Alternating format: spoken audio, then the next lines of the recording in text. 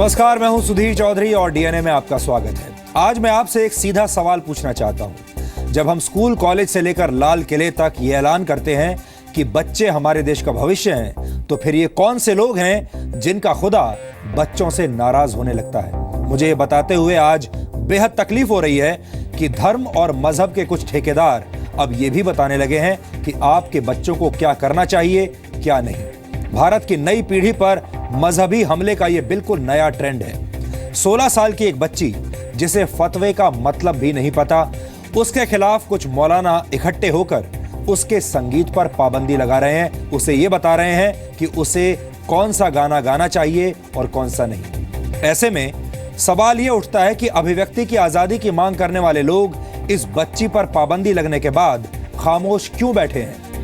कोई भी मजहब समाज की तरक्की के लिए होता है, उसकी खुशहाली के लिए होता है, उसकी बेहतरी और भलाई के लिए होता है। और यही वजह है कि आज मैं डीएनए में नई पीढ़ी को शिकार बनाने की साजिश में लगे मजहबी ठेकेदारों का एक विश्लेषण करूंगा। हम आपके बच्चों को मजहब की खोखली दलीलों में पिसने नहीं देंगे। आज हम मौलानाओं के गैंग और उनकी फतवे वाली दूषित सोच का विश्लेषण पूरे देश के सामने करेंगे, जिससे आप मजहब के डिजाइनर मौलानाओं को अच्छी तरह से पहचान सकें। इसके अलावा आज हम कश्मीर को लेकर एक बड़ा खुलासा करेंगे और हमारे पास कश्मीर से एक ऐसा वीडियो आया है जिसमें कश्मीर को इस्लामिक देश बनाने वाली खतरनाक सोच पता चलती है। ये वीडियो हिजबुल मुजाहिदीन के आतंकवादी जाकिर मूसा का है। वीडियो में इस आतंकवादी ने पत्थरबाजों को अपना हमदर्द बताते हुए कहा है कि वो कश्मीर में इस्लाम की हिफाजत कर रहा है। ये एक तरह की वहाबी विचारधारा है। वहाबी विचारधारा के लोग कट्टरता का चश्मा पहनकर जम्मू कश्मीर में इस्लामिक साम्राज्य खड़ा करने का सपना देख रहे हैं। इस विचारधारा का विश्लेषण हम डीएनए में पहले भी कर चुके हैं, लेकिन आज जाकिर मूसा की कही गई बातों का डीएनए टेस्ट करना इसलिए जरूरी है ताकि आतंकवादियों से हमदर्दी रखने वाले लोग अपनी गहरी नींद से जाग सकें। क्योंकि जो लोग छीन के लेंगे आजादी का नारा लगाते हैं, उनका असली एजेंडा क्या है, ये आज पूरे देश को पता चलना चाहिए। अगर आप अखंड भारत के स्वरूप की इज्जत करते हैं तो आपको यह डीएनए टेस्ट जरूर देखना चाहिए। और इसके बाद हम दिल्ली की राजनीति पर लौटेंगे। हम अरविंद केजरीवाल की इच्छाधारी राजनीति का विश्लेषण करेंगे। अरविंद केजरीवाल को आज ईवीएम मशीनों के नतीजों पर शक हो रहा है, लेकिन वो ये भूल गए कि वर्ष 2015 में इन्हीं मशीनों के नतीजों ने उन्हें दिल्ली का मुख्यमंत्री बनाया था और उनकी पार्टी को 70 में से 67 सीटें मिली थी। तब उन्हें ईवीएम से कोई शिकायत नहीं थी। केजरीवाल ने सुप्रीम कोर्ट के एक फैसले का भी उदाहरण देते हुए कहा है कि सुप्रीम कोर्ट ने भी ईवीएम मशीनों को टेम्पर प्रूफ नहीं माना है। लेकिन हम सबूतों के साथ आज ये बताएंगे कि कैसे केजरीवाल अपनी सहूलियत से सुप्रीम कोर्ट के फैसले की गलत व्याख्या कर रहे हैं। देश में एंटी ईवीएम नेताओं की संख्या बढ़ रही है और ये खतरनाक ट्रेंड है। और ये सभी नेता चुनावी प्रणाली पर शक कर रहे हैं। इन नेताओं के लिए हमारे पास भारत के पूर्व प्रधानमंत्री अटल बिहारी वाजपेयी का एक भाषण है, जिसे आज देश के तमाम एंटी ईवीएम नेताओं को ध्यान से सुनना चाहिए। लेकिन सबसे पहले आज की तमाम बड़ी खबरें नॉन स्टॉप न्यूज में। सूत्रों के मुताबिक केंद्र सरकार ने आज आम लोगों को बहुत बड़ा तोहफा दिया। केंद्र कैबिनेट ने नेशनल हेल्थ पॉलिसी को मंजूरी दे दी है। इस पॉलिसी के तहत किसी भी मरीज को इलाज से मना नहीं किया जा सकता। इस पॉलिसी से कमजोर तबके के लोगों को मुफ्त इलाज की सुविधा मिलेगी। अब तक 20% लोगों को ही मुफ्त इलाज मिलता है, लेकिन इस पॉलिसी के आ जाने से 80% लोगों को मुफ्त इलाज की सुविधा होगी। इसके अलावा केंद्र सरकार ने केंद्र कर्मचारियों के महंगाई भत्ते में 2% बढ़ोतरी को मंजूरी दे दी है। मोदी सरकार का ये फैसला 1 जनवरी 2017 से लागू होगा। पंजाब और गोवा में आम आदमी पार्टी की हार के बाद अरविंद केजरीवाल ने ईवीएम पर सवाल उठाए। केजरीवाल ने कहा कि ईवीएम में गड़बड़ी की वजह से एपी के वोट बीजेपी अकाली गठबंधन को ट्रांसफर हुए। एक शक पैदा होता है कि कहीं ईवीएम के जरिए 20 से 25% वोट आम आदमी पार्टी का अकाली दल और भाजपा के गठबंधन को ट्रांसफर तो नहीं कर दिया गया है। केजरीवाल ने पंजाब में ईवीएम के जरिए धोखाधड़ी का आरोप लगाया तो मायावती ने कहा धोखाधड़ी पंजाब में नहीं बल्कि यूपी में हुई है और इसके खिलाफ वो कोर्ट जाएंगी। आप बेईमान हैं, आपने धांधले से, बेईमानी से जीत हासिल किया है, लोकतंत्र की हत्या की आप लोगों ने। ईवीएम पर सवाल उठाने वाली मायावती और अरविंद केजरीवाल को जवाब देते हुए केंद्रीय गृह राज्य मंत्री किरण रिजिजू ने जी न्यूज से कहा कि हार के बाद चुनाव प्रक्रिया पर ही सवाल उठाना गलत है। जब से ईवीएम मशीन का इंट्रोडक्शन हुआ, मायावती सरकार बना 2 बार उत्तर प्रदेश में, फिर ईवीएम का चर्चा नहीं आते हैं कि लोगों को एक ध्यान जो है वहाँ भटकने के लिए इस तरह का बातें कर रहे हैं। केंद्रीय मंत्री हरसिमरत कौर ने भी कहा कि ईवीएम पर सवाल उठाने वाले केजरीवाल का मानसिक संतुलन ठीक नहीं है। कांग्रेस ने भी अजय माकन के बयान से उलट कहा कि ईवीएम पर सवाल उठाना ठीक नहीं है। जहां तक मेजर इंफॉर्मेशन है उतना छेड़छाड़ नहीं कर सकते, संभावना नहीं है। समाज सेवी अन्ना हजारे ने भी केजरीवाल पर तंज कसते हुए कहा कि जमाना आगे बढ़ने का है, पीछे जाने का नहीं। बैलेट पेपर की जो सोच करे ये पीछे लौट रहे हैं। ईवीएम मशीन का ही उपयोग होना चाहिए। राज्यसभा सांसद डॉक्टर सुभाष चंद्रा ने ट्वीट किया कि जिन लोगों ने सर्जिकल स्ट्राइक और नोटबंदी पर शंका जताई थी, अब वो ईवीएम पर शक कर रहे हैं।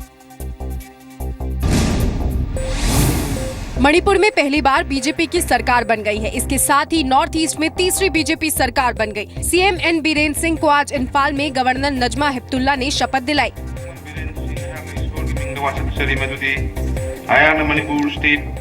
बीरेन मंत्रिमंडल में नेशनल पीपल्स पार्टी के जॉय कुमार को डिप्टी सीएम बनाया गया है। इसके अलावा 7 और मंत्रियों ने भी शपथ ली।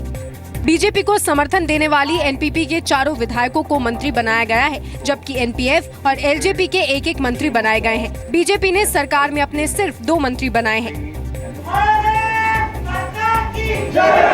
I wish the new chief minister a very successful tenure which will work for the progress and prosperity of the state of Manipur. BJP अध्यक्ष अमित शाह विमान में तकनीकी खराबी की वजह से इम्फाल नहीं पहुंच पाए। शपथ समारोह में केंद्रीय मंत्री प्रकाश जावड़ेकर, असम के सीएम सर्बानंद सोनोवाल और बीजेपी महासचिव राम माधव मौजूद थे। चुनाव जीत के बाद आज पहली बार लोकसभा पहुंचे पीएम मोदी के स्वागत में जय श्री राम और भारत माता की जय के नारे लगे। Question number 181. एनडीए सांसदों ने उनके स्वागत में मेजें थपथपाई और मोदी मोदी के नारे लगाए।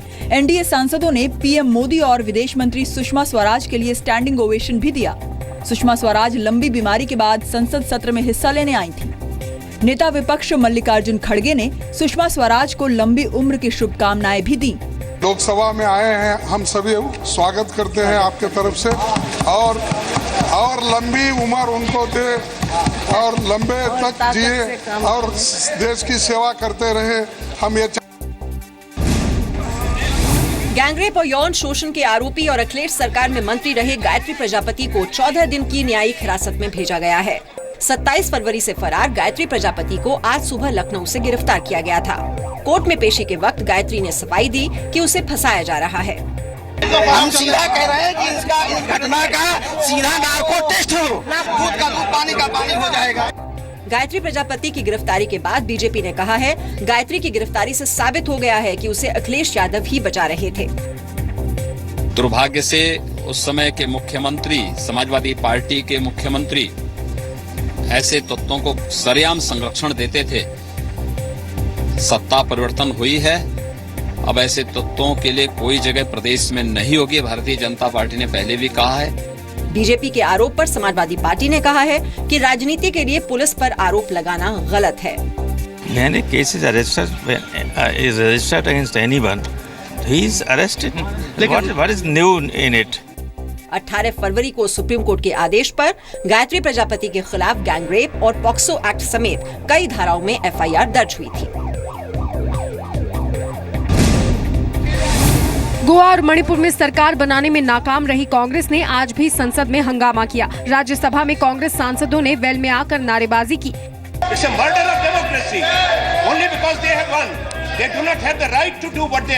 आपने हार के ग्रेस को पूरी तरह से ध्वस्त कर दिया है और जो ग्रेस आपको हार के बाद जनादेश को स्वीकार करने के लिए दिखाना चाहिए था, आपने नहीं दिखाया। इस बीच गोवा में मनोहर पर्रिकर सरकार ने आज से काम शुरू कर दिया। पर्रिकर को कल विधानसभा में बहुमत साबित करना है। राज्यपाल ने बीजेपी विधायक सिद्धार्थ कुनकोलियंकर को आज प्रोटेम स्पीकर की शपथ दिलाई। सुप्रीम कोर्ट ने एजेंडा ठहरा के दिया है and that agenda we will follow. That agenda will be only of swearing in of the MLAs and vote of confidence on the government. Goa में पर्रिकर ने 22 विधायकों के समर्थन का दावा किया था। बहुमत के लिए 21 विधायकों की जरूरत है। जम्मू कश्मीर के कुपवाड़ा में सुरक्षा बलों ने आज 3 आतंकवादियों को मार गिराया। हालांकि आतंकियों की गोलीबारी में 12 साल की एक बच्चे की भी मौत हो गई और उसका छोटा भाई जख्मी हो गया। कुपवाड़ा के कलारूस में राष्ट्रीय राइफल, सीआरपीएफ और एसओजी ने सुबह सर्च ऑपरेशन शुरू किया था। तभी गांव के घर में छिपे आतंकियों ने फायरिंग शुरू कर दी। सुरक्षा बलों ने भी जवाबी फायरिंग की और लंबी मुठभेड़ के बाद तीनों आतंकियों को मार गिराया। फायरिंग में एक जवान भी घायल हुआ है। मसद का अतला मिलने पर हमने एक कार्डन किया था कल शाम को जगतियाल एरिया में, और उसी इन्फॉर्मेशन पर जो कार्डन को दौरान जो है मिलिटेंट ने वहाँ पर फायर किया हमारे पर, और उसमें 3 मिलिटेंट जो है, जो इनकाउंटर में 3 मिलिटेंट जो है मारे गए।